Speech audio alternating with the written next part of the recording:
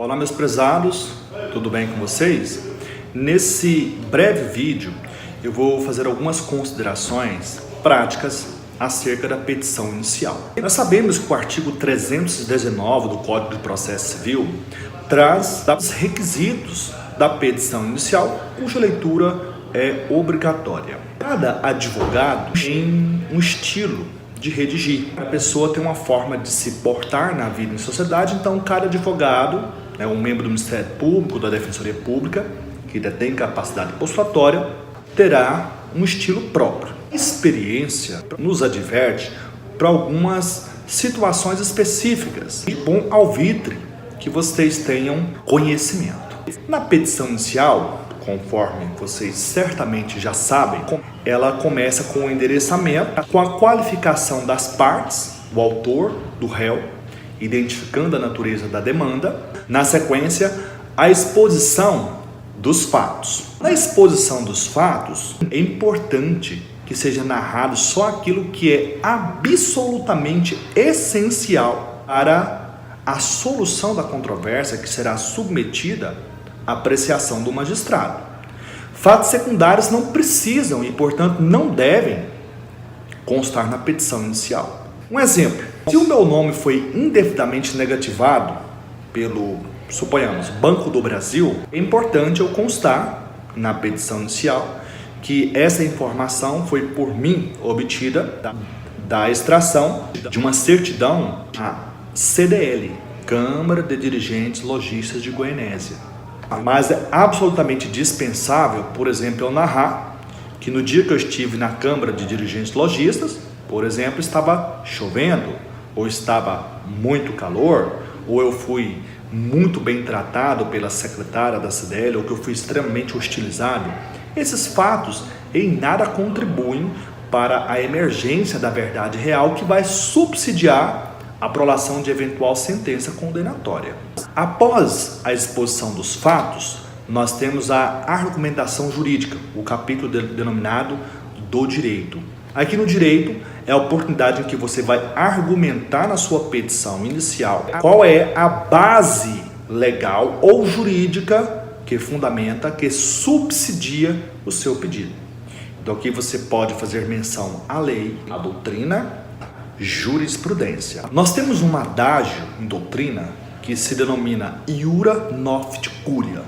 O juiz conhece o direito. Esse adágio dispensa citação literal de textos da Constituição Federal e da legislação federal. Não há necessidade, por exemplo, eu capitular na minha petição inicial uma citação, por exemplo, do artigo 5º caput, do inciso 1 ou do inciso 2, por exemplo, que se refere respectivamente ao princípio da igualdade de gêneros e ao princípio da legalidade.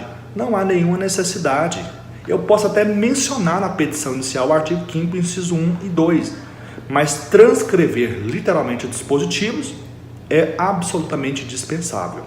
Se você quiser, puxe uma nota, coloque uma nota de rodapé, mas constar no corpo da petição inicial, isso só vai avolumar a sua petição, o que é dispensável.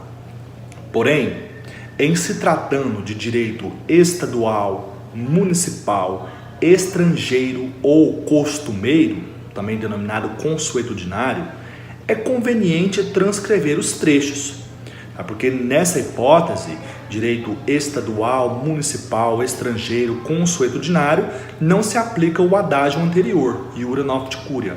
É conveniente você transcrevê-los. Em se tratando de subsídio doutrinário, é extremamente conveniente que você tenha cautela para não avolumar muito a sua petição inicial com transcrições de conceitos e de institutos que já são notórios de comunidade jurídica. Por exemplo, é muito comum você pegar petições iniciais em que o advogado gasta 2, 3, 4 laudas ou mais para apresentar o conceito de dano moral, as espécies de danos materiais, como danos emergentes, lucros cessantes, cumulação de dano moral com dano material e dano estético. Esses temas já estão pacificados na jurisprudência do Superior Tribunal de Justiça. Não há controvérsia, não há dissenso sobre esse tema no momento. Não é necessário que você infle, que você avolume a sua petição inicial com esses temas que já são batidos. Não tem necessidade nenhuma de você ficar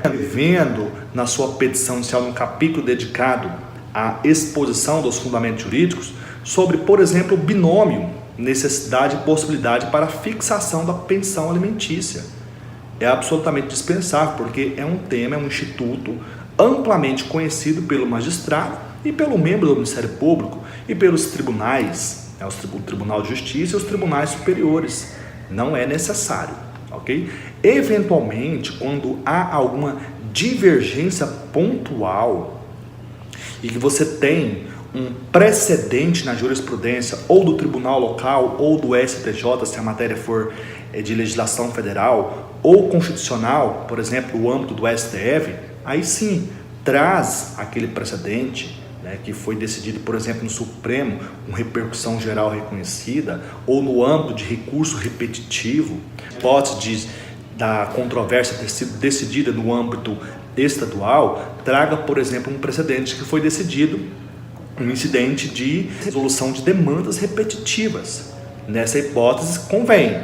Nas demais hipóteses, absolutamente dispensável. Lembre-se daquele adágio bíblico que o mestre de Nazaré nos ensinou. Não é por muito falar que será ouvido. Quanto mais sucinto, quanto mais objetivo você for, você vai ter a certeza de que o magistrado vai ler a sua petição, ele precisa compreender quais são os fatos e como você pretende comprovar esses fatos e o que você pretende. Qual foi o direito lesionado ou qual direito está ameaçado de lesão? É isso que o Poder Judiciário precisa. Que diz respeito ao direito aqui, esses institutos que já são consagrados em sede doutrinária e jurisprudencial, é absolutamente dispensável essas digressões. A citação de precedentes e da jurisprudência, sumulada ou não, é importante, enriquece a sua peça. Só que evitem exageros.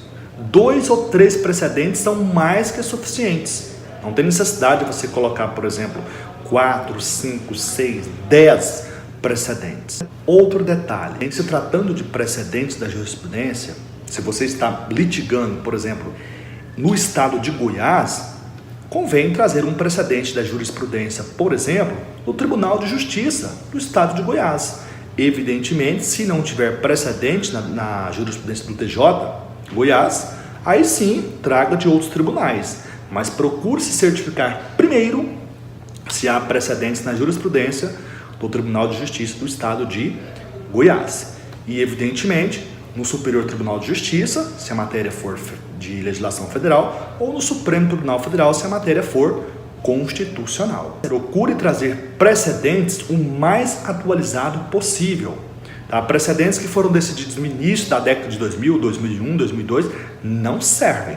Tem que ser precedentes de no máximo 2, 3, no máximo 5 anos. Tá? Não convém trazer precedentes muito antigos. Quando você trouxer algum precedente, certifique-se de que há uma pertinência temática entre esse precedente invocado e a demanda. Além do precedente ter que ser contemporâneo, é necessário que você verifique que haja essa pertinência. Essas são algumas considerações que eu julguei importante trazer para vocês. Um abraço e até a próxima.